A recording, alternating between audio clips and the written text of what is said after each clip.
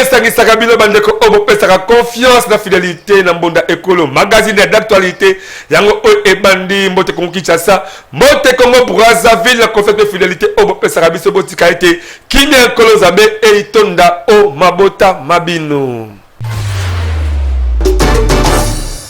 Avant de faire la édition de l'émission, il y a mon collègue, Bozonon Bassommer, le chef de l'État Félix Antoine Sekedi Chilombo, a été directeur régional de l'Organisation mondiale de la santé OMS Namokuse pour la retrouver la solution à vaccin à variant des sèches Mpox à la Katia République démocratique du Congo. Pour qu'on soit élément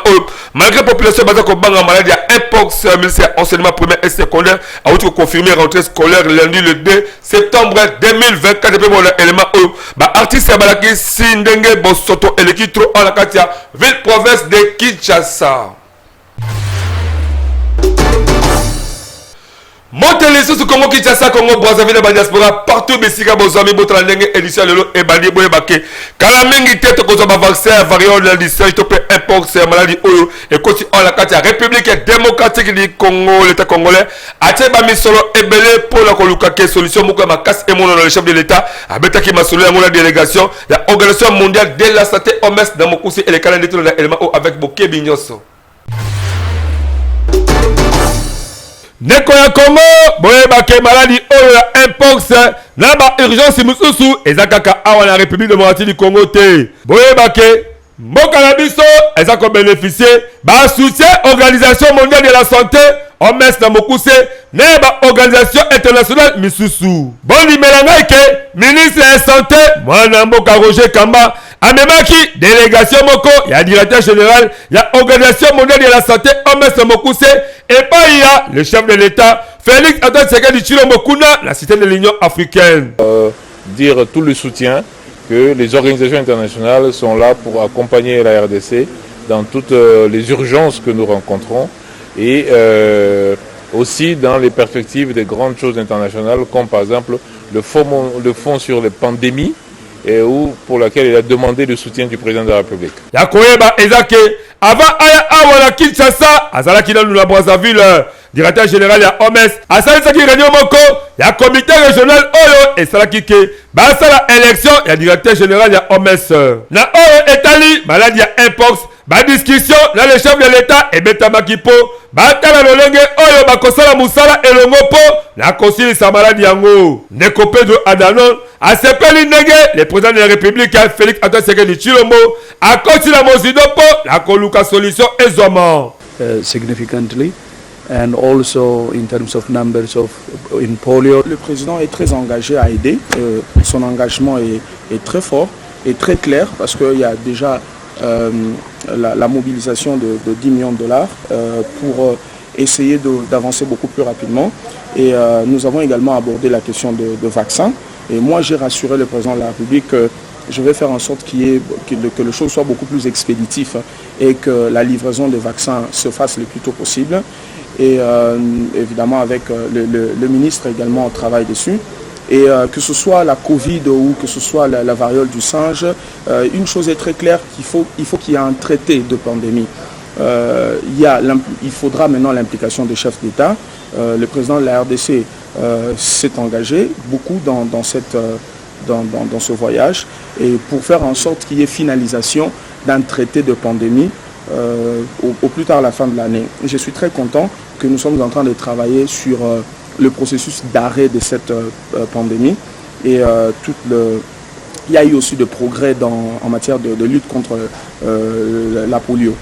Donc notre réunion a été très productive. OMS azakozela ba partenaire misusu baya kosala na yepo na ko soutenir République démocratique du Congo na ba pays nyoso oyo maladi ekoti mingi maladi oyo Mpox po bata ba disposition ya ko lukake ba vaccin ekota partout to pe mangwele ezoma avec impact na idéologie ya biso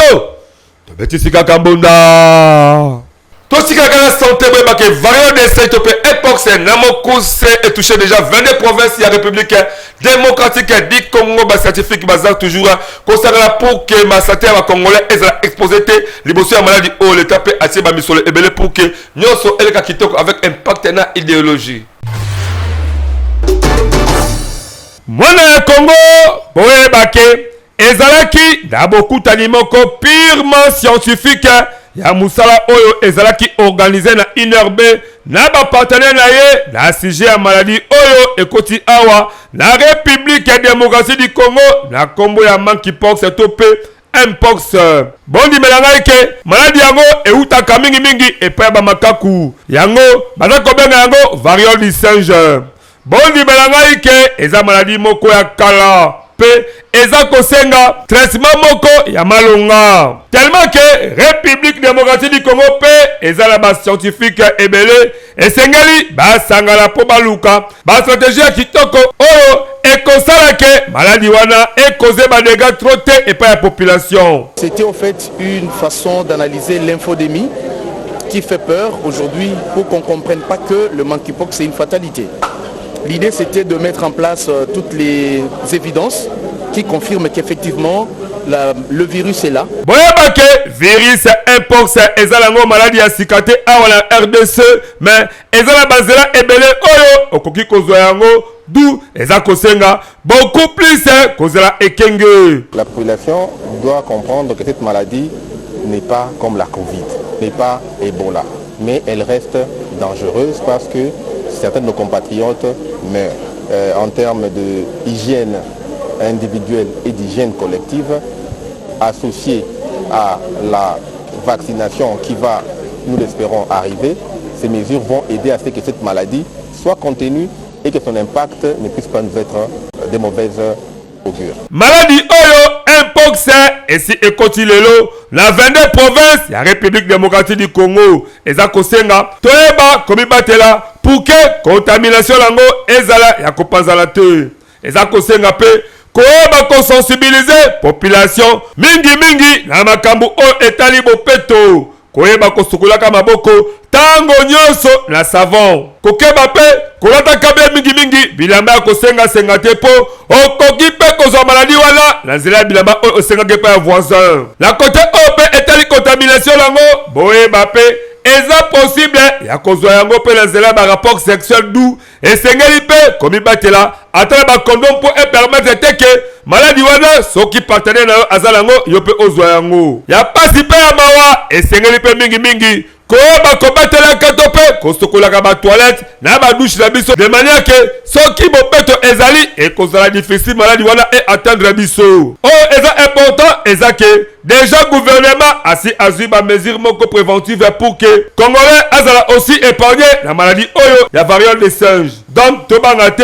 to vivre toujours kitoko mais kosalela kaka baacte moko ya hygiène po na santé ezala malamu yango mpe biso tobetisi kaka mbonda. Et ça confirmé lundi le 2 septembre 2024, date à rentrée scolaire à la carte République démocratique du Congo. Bon dimanche, maman ministre enseignement primaire et secondaire a sensibilisé dans la classe pour la maladie à variole de singe mpox na mokuse tozwa propos que oya mboka écrit dans mateta. Mesdames et messieurs, chers enseignants, chers parents, chers élèves, ce lundi 2 septembre est le jour officiel de la rentrée scolaire 2024-2025. Je me réjouis, ainsi que l'ensemble de mon administration, autant au niveau national, provincial que local, de commencer cette nouvelle année scolaire qui va être marquée par évidemment la consolidation de la gratuité de l'enseignement primaire qui reste valable. Et également, nous allons mettre en place un ensemble d'actions et de mesures pour agir sur la qualité de notre système éducatif. Ici, mesdames et messieurs, à cette veille de la rentrée, j'aimerais évidemment aborder la question de l'épidémie de mpox. Je voudrais vous rassurer qu'il y a une étroite collaboration entre le ministère de l'Éducation nationale et de la citoyenneté avec le ministère de la Santé pour s'assurer que nos écoles restent sûres, que les conditions soient assurées pour nos élèves au sein de l'ensemble de nos établissements. Le ministère de la Santé va donc diffuser un ensemble de messages que notre administration va relayer. Je peux vous assurer que l'ensemble de l'administration est mobilisée pour s'assurer que tout se passe bien à partir de lundi et tout au long de l'année. Je vous souhaite, mesdames et messieurs, chers enseignants, chers parents, chers élèves, une très bonne rentrée 2024-2025. Bango bazaba champion na masolo o etali mingi social en la carte République démocratique du Congo ezali bongo Fondation Jonathan Sango à travers FJS devise ceux qui osent contribuer à 500 francs congolais par jour et que permettre la fin de l'année au lia kitoko et le na libota na yo.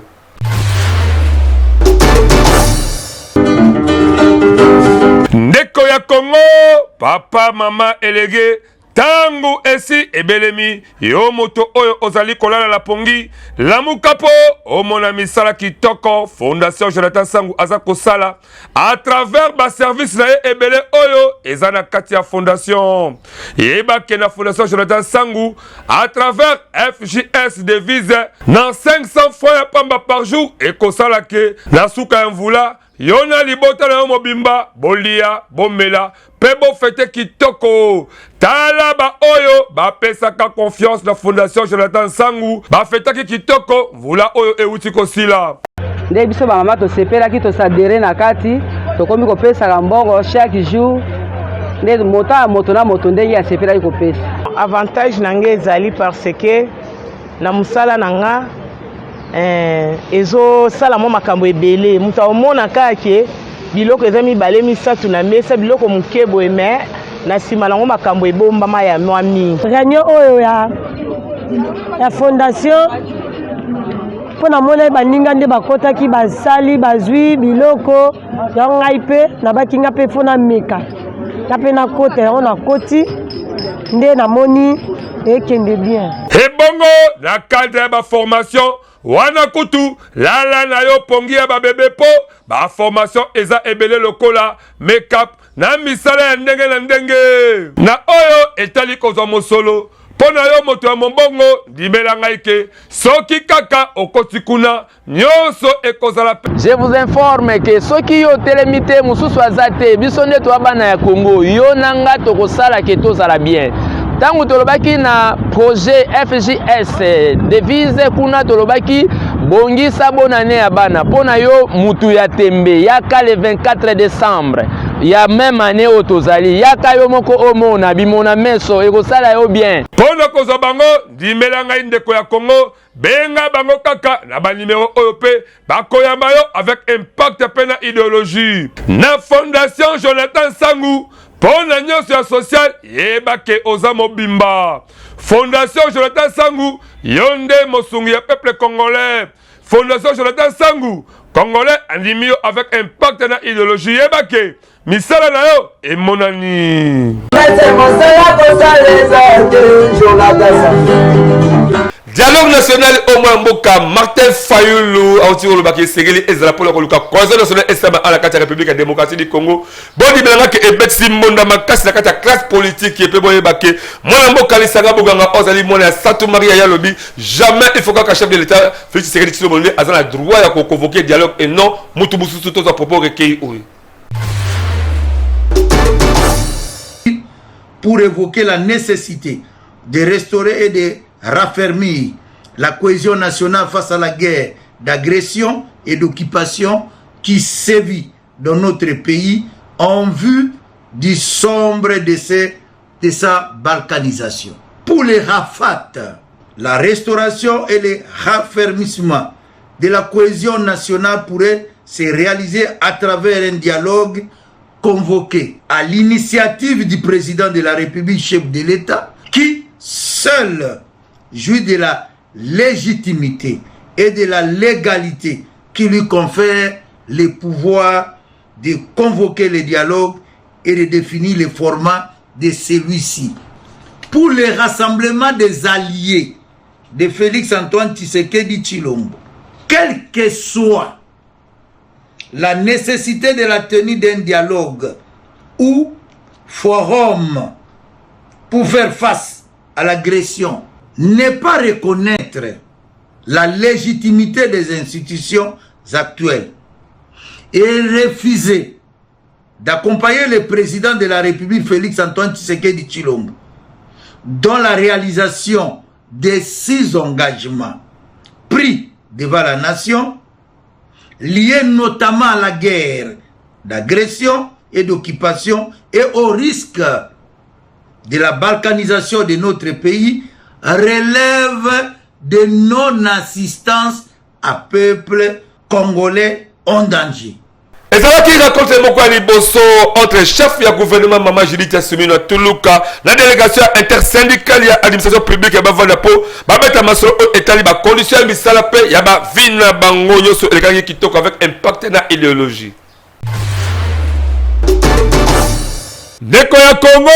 bondimela ngai ke ezalaki mbala ya liboso bakutana eza bongo chef ya gouvernement madame Judith Suminwa Tuluka na intersyndical ya administration publique mwana mboka Judith Suminwa Tuluka alaki bango ke nyonso oyo bazala ngo posa ezande devant ya gouvernement oyo esengeli azala transparence pe na respect ya ba engagement parmi ba sujet oyo basololaki eza mingi kobongisa pouvoir d'achat na condition ya misala ya ba agent public na ba fonctionnaire ya l'État lokola pe ba retraité paiement ya misolo ya misala ya bango mécanisation ya ba nouveau agent na ba makambu ebele. Je n'ai pas besoin d'être chef du gouvernement avec une administration absente.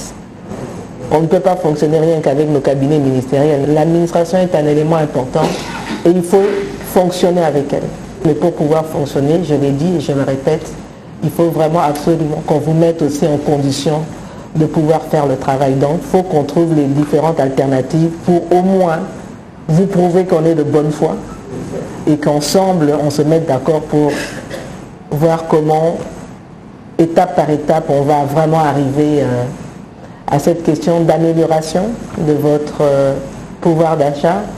mais il y a aussi l'amélioration de vos conditions de travail. Bon, dis-moi que échange oyo ezako fongola nzela ya ba travaux paritaires ndenge kaka mwana mboka Jean-Pierre Liaou oyo azali VP de fonction publique azangi cité kolakisa ba avancer oyo esi esalami pour que ba luka ensemble la solution moko ya kitoko. Nous avons réformé les cadres juridiques. Nous sommes en train de réformer les cadres et les structures organiques avec des référentiels des emplois, des maxima, des effectifs maxima, des pas dépassés et avec les renforcements de la discipline dans les chefs de ceux qui gèrent les ressources humaines avec nous. Pour qu'il n'y ait plus de dérapage, l'alignement des NU et tout ça, et ensuite après régularisation, et nous partons comme ça avec des comptons des NP que nous avons pas prendre en charge. Ba représentant ya batu ya misala ya fonction publique ba sepeli na idéologie oyo premier ministre alakisi bango. Nous restons sur des points positifs. Son Excellence Madame la Première ministre nous a rassuré que nous trouverons toujours des solutions. Nous avons compris que la Première ministre a la volonté et en tant que maman, il appelle les agents et fonctionnaires de l'État à être avec elle, à la soutenir pour résoudre tant soit peu le problème de l'agent et fonctionnaire de l'État. Nyonso oyo boyebake ekaki kitoko avec impact na idéologie yango bebiso. Tobeti sika kambonda. Des membres du gouvernement, entre autres ministres des ressources hydrauliques et électricité, Mboka, Teddy Luamba Mouba, l'industrie, Mboka, Louis Watume Basala qui visite l'inspection, la territoire Malimba pour la couper ça, esprit la population locale, Oyokuna, Basako, les courant, et surtout que, mais ça va être banda, vous avez Sundole, Amolet Kakake, Batosa, mais ça va sauter, Kima, la banque, éviter pourquoi. Mwana ya Congo, boyebake ba ministre mibale ya gouvernement suminwa entre autres ministre industrie, na ressources hydrauliques et électricité, na directeur ya cabinet premier ministre bakitaki depa na territoire ya Madimba na cadre ya visite d'inspection. Ezalaki po bayokaka kolela la population ya kuna ndenge misala ya kotiela bango courant ekatala depuis bamvula ebele kaka po bato ya kosala misala bazalaka te. Nyonso oyo eza koleka na agglomération ya Maingi l'infupe Ngeba kokomela bango kuna amame bondimela ngai ke bamoni makambo eza kobeba makasi donc bamatériel ya misala basunola kutu meme miyibi akoyiba na bango sans plaignant neti kaka mboka leta alemba kosala misala eza bongo na petit séminaire ya Maingi bino moko boka mbonda oyo ndenge nini ebetamaki. Ici c'est de rassurer la population que la priorité pour le chef de l'État c'est que le social de nos populations puisse être toujours amélioré et ça c'est un cas patent qu'ils auront de l'électricité et l'industrie viendra et le développement sera ici très bientôt. Nangamo na epe ministre industrie alobeli importance ya collaboration entre ba ministère omibale po ekosala ke population bazala satisfait po ekosala ke population basepela mingi na ba résultat baskambu oyo baza koluka. Nous sommes ici entourés d'une grande jeunesse qui ne demande que du travail, de l'emploi. Nous avons des infrastructures routières qui peuvent nous emmener dans la grande capitale Kinshasa, le grand centre de consommation. Maintenant, nous avons aussi l'énergie en plus. Nous avons tout ce qu'il faut, il n'y a plus d'excuses. Il faut passer à l'autre phase, la phase d'industrialisation, identifier les projets rapidement et pouvoir être les grands consommateurs de l'énergie qui sera générée ici. Visite, il y a des ministres au gouvernement et merci ba espoir la population oya mopazi wana po bango balela kaka courant et kota bisika o bazali de manière que bango pe bazwa esengo ya ko vivre yango pe biso to beti kaka mbonda soki oyebi ki ozana problème au pire ma spirituel te physique ya kimambango et pas les grands chefs coutumiers Ibrahim Shams azali ko salisa bato avec un partenaire idéologie.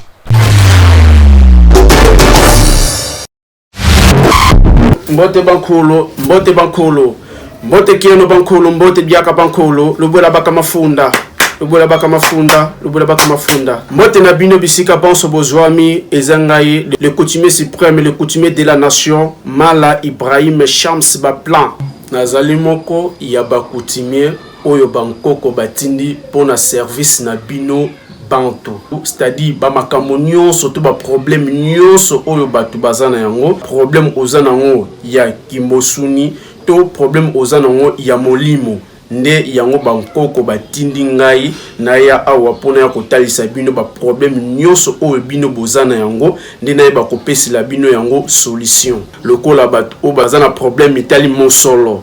ya finance ba ope bazana ba problème na bandako na bango ya bolingo mabala tozoyeba kosungela bato basi to mibali koyeba kosunga bango pona mabala et puis mosala ba o bazana posa koluka mosala to ba o bazana posa ya promotion nde tozoyeba kosungela ngo bato ba musu bazana ba masque de vieillesse ba o bazana posa ya bankodia toyeba kosunga bango na yango ba o bazana posa ya ba domination ozala pasteur ono so bazana kati ya art ba o basala ka art ko pesa bango succès ba koma na ba niveau o bango balingi tozali ko pesa solution na pouvoir ancestral quelle que soit grandeur il y a problème to likambo oyo ozana yango soki o contacter biso bakoko bakopesa yo solution soki ozuli baku ya kolanda ngai o contacter nga na ba numéro nyonso ezawana na barre d'écran et tant on contacter nga okoyeba kozwa solution ya makambo oyo ozana yango ezalaki ya bino le coutumier Mala Ibrahim Shams autrement dit Baplan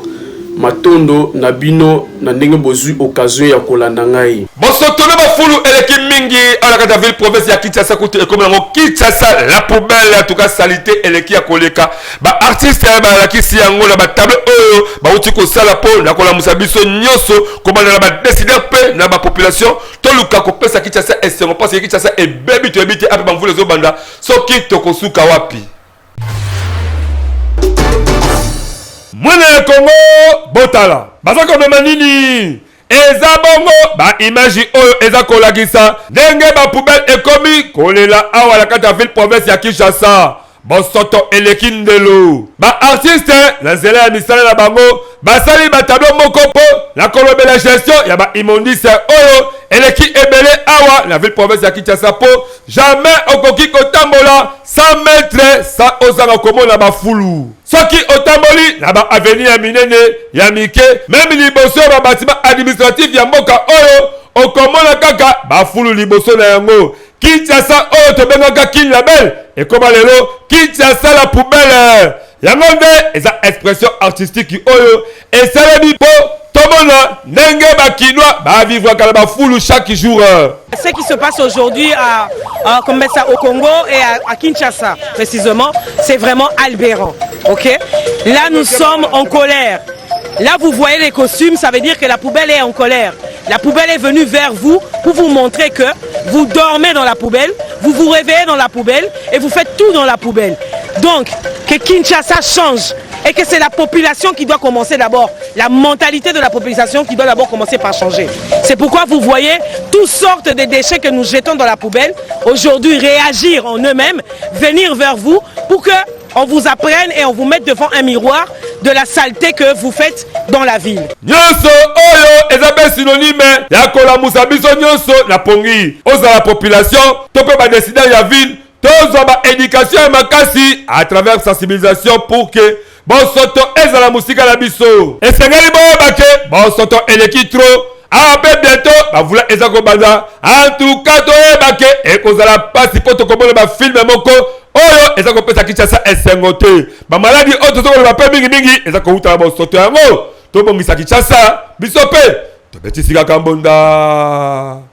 Abakisi vula moko katela vula 11 mais apesa ye moi ce qui toko bozali komona Mimi Vianney OK en tout cas bon dibera ki ko lia komela eza vraiment au rendez-vous et surtout que ntaba moko na kwanga mangole na pipila ko bweta biso pembo na école magazine d'actualité de soko tiri et longola aigri de mateta nini mo proposer les biso.